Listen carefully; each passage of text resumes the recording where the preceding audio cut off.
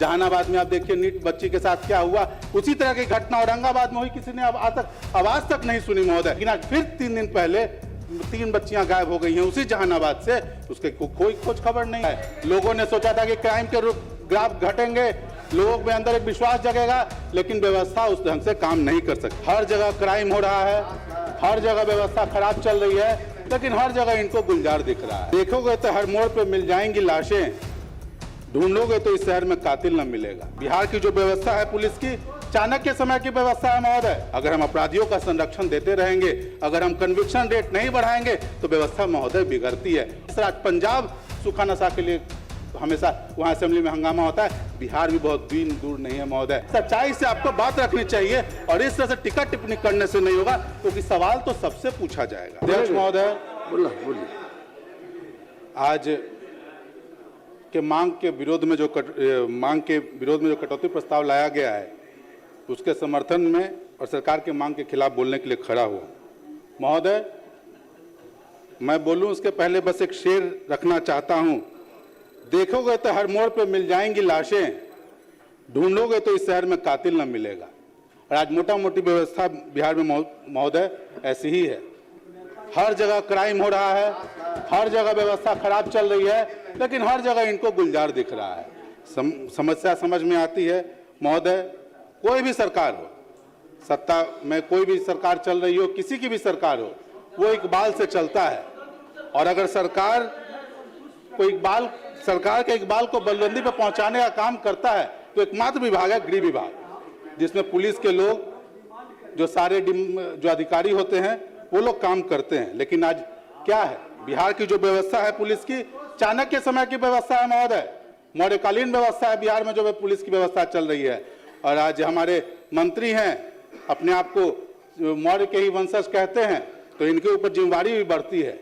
जब ये गृह मंत्री बने थे, जब जदयू से उन्होंने छीना था इस विभाग को, तो लोगों में एक आशा जगी थी कि बिहार में एक इंडिपेंडेंट विभाग काम करेगा और एक व्यवस्था काम करेगा। लेकिन इनकी जिम्मेवारी तो बढ़ी, लेकिन आज लोगों में महोदय निराशा आ गया है।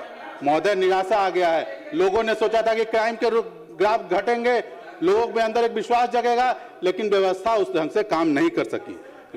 आप देखते हैं महोदय, डाटा की बात आप कीजिए तो आप देखिए क्राइम का ग्राफ लगातार 2005 के बाद 2010 के बाद लगातार बढ़ता जा रहा है, और जो कन्विक्शन का रेट है वो लगातार गिरता जा रहा है। और 13-14 के पास आप आएंगे तो देखेंगे कि दोनों एक हुआ था, और उसके बाद से लगातार क्राइम बढ़ रहा है और जो कन्विक्शन का रेट है वो लगातार गिर रहा है। ऐसी व्यवस्था महोदय आज बिहार में चल रही है।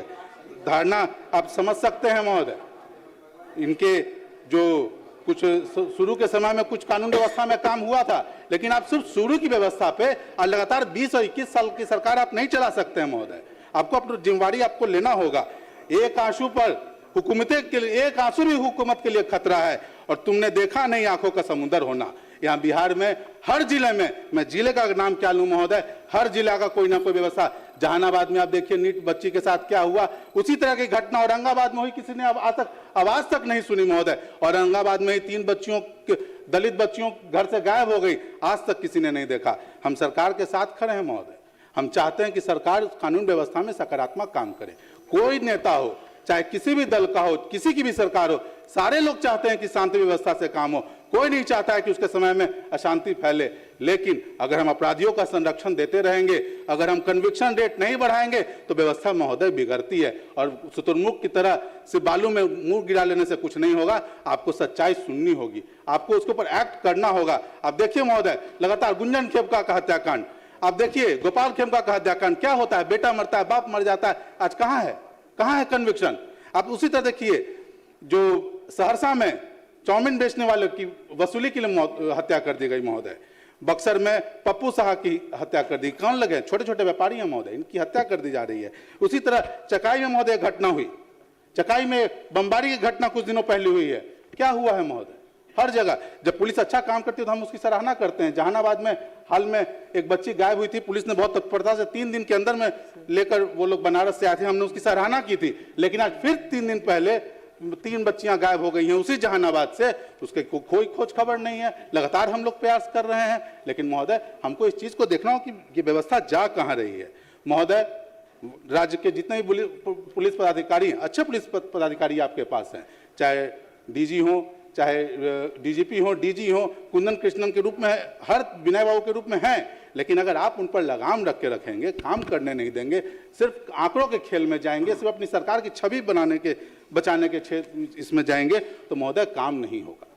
और यही व्यवस्था आप देख रहे हैं कि आपको शराबबंदी की समीक्षा करने की बात कहते हैं तो आप लोगों को बुरा लगता है, लेकिन आपको महोदय देखना चाहिए कि 10 वर्ष हो गए हैं। 10 वर्ष ने आपने क्या खोया, क्या पाया? आपने जिस उद्देश्य से शराबबंदी लागू की थी, वो उस उद्देश्य की पूर्ति हो रही है कि नहीं है?